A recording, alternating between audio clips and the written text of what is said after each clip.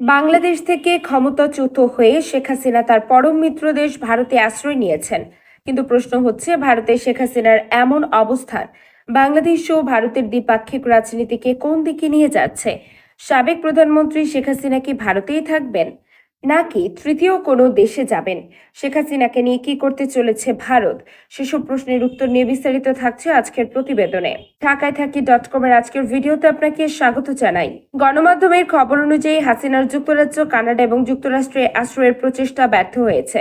তাই সম্ভবত তিনি অদূর ভবিষ্যতে ভারতেই থাকতে বাধ্য হবেন। এটা মনে হচ্ছে যে হাসিনা তার দীর্ঘ স্বৈরতান্ত্রিক শাসন টিকিয়ে রাখতে ব্যর্থ হওয়ায় প্রতি বিপ্লবের কৌশল নিচ্ছেন। অনেক রাজনৈতিক বিশ্লেষকদের ধারণা, এখন পর্যন্ত হাসিনার দৃষ্টিভঙ্গি ভারতের ক্ষমতাসীন দল বিজেপি এবং তার হিন্দুত্ববাদী সমর্থকদের সাথে জড়িত বলেই মনে হচ্ছে। তিনি যদি পুনরায় ক্ষমতা দখল করতে পারেন, তাহলে বাংলাদেশে ভারতের জন্য সম্ভাব্য বৃহত্তর রাজনৈতিক প্রভাব বিস্তার সহজ হয়ে দাঁড়াবে। হাসিনা এবং ভারতের সম্পর্ক বাংলাদেশের জন্য কি ঝুঁকি তৈরি করতে পারে তা উপলব্ধি করা অপরিহার্য। দিল্লি সরকার ধারাবাহিকভাবে হাসিনা এবং তার আওয়ামী লীগের পৃষ্ঠপোষকতা করে আসছে।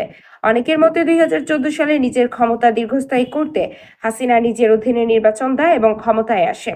সে সময় প্রধান বিরোধী দল বিএনপি হাসিনার নেতৃত্বে নির্বাচনে না যাওয়ায় ঘোষণা দিয়েছিল। হাসিনার নেতৃত্বাধীন নির্বাচনের স্বচ্ছতা নিয়ে চরম বিতর্ক থাকলেও ভারতের তখনকার পররাষ্ট্র সচিব সুজাতা সিং বিএনপির নেতাদের সাথে সাক্ষাৎ করেন এবং তাদের নির্বাচনে অংশগ্রহণে উদ্বুদ্ধ করার চেষ্টা করেছিলেন। ওই নির্বাচনটি প্রতারণামূলক ভোট হিসেবে স্বীকৃত, তবে সেটাকে বৈধতা দেওয়ার জন্য ভারত তাদের কৌশল ব্যবহারের চেষ্টা করে। 2018 সালের নির্বাচনেও হাসিনার আওয়ামী লীগ নিজেদের নিয়ন্ত্রিত নির্বাচনের মাধ্যমে আরেকটি ভোটে জয়লাভ করে। নির্বাচনে জালিয়াতি করার ফলে আন্তর্জাতিক অঙ্গনে নিন্দার ঝড় উঠলেও বিজেপি নেতৃত্বাধীন ভারত সরকারই প্রথম হাসিনাকে অভিনন্দন জানায়। 2024 সালের নির্বাচনের আগে পশ্চিমারা হাসিনাকে সুষ্ঠু এবং অংশগ্রহণমূলক নির্বাচনের জন্য ব্যাপক চাপ প্রয়োগ করে, কিন্তু দিল্লি বরাবরের মতোই হাসিনার পক্ষে কাজ করতে থাকে।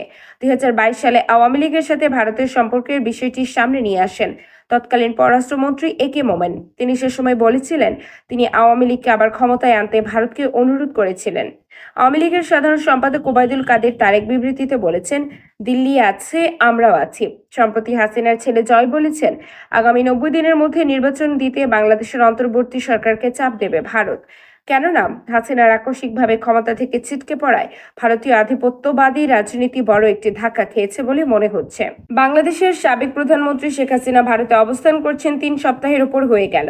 চরম গোপনীয়তা, কড়া নিরাপত্তার মধ্যে ভারত সরকার আপাতত তার থাকার ব্যবস্থা করেছে ঠিকই, কিন্তু শেখ হাসিনার বিষয়ে চূড়ান্ত কি সিদ্ধান্ত নেওয়া হবে সে বিষয়ে আনুষ্ঠানিকভাবে এখনো কিছুই জানানো হয়নি। এরই মধ্যে গত সপ্তাহে বাংলাদেশ সরকার শেখ হাসিনার ডিপ্লোম্যাটিক বা অফিসিয়াল পাসপোর্ট প্রত্যাহার করে নেওয়ায় ভারতে এখন তার অবস্থানের বৈধ ভিত্তিটা কি সে প্রশ্ন উঠতে শুরু করেছে।